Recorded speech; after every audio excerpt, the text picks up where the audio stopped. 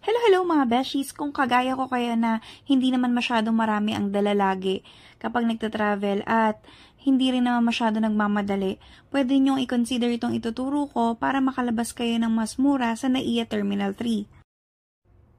So, labas lang kayo ng arrival area and punta kayo dun sa Bay 10 kasi sa tapat nun, kailangan nyo tumawid sa kabila at makikita nyo ngayon dito yung mga airport bus loop na kung saan ang biyahe ay Baclaran LRT, MRT, Pasay, Rotonda.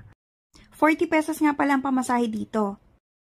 So ako, bumaba nga pala ako sa pinakahuling terminal which is yung sa may EDSA, sa may Rotonda kasi eto, konting lakad lang paglabas nyo dyan, MRT na. So, perfect to sa mga nagtitipid. Kaya lang, syempre, kailangan nyo mag-ingat dahil alam nyo naman sa area na to, may mga pickpockets naman talaga. So, ingat-ingat na lang mga besh. Isa rin sa pwede nyo i-consider pala is yung P2P buses sa airport. Katabi lang din halos nung sa airport loop na papuntang Baclaran. Kaya lang ito, hindi ko na-picturean yung bus kasi hindi pa dumarating and mapapalayo kasi ako. By the way, kung gusto nyo pala makatipid sa future travels nyo, pwede kayo mag-book sa Klook ng hotel, tours, and other activities and use my promo code for additional discounts. Yun lang. Buyers!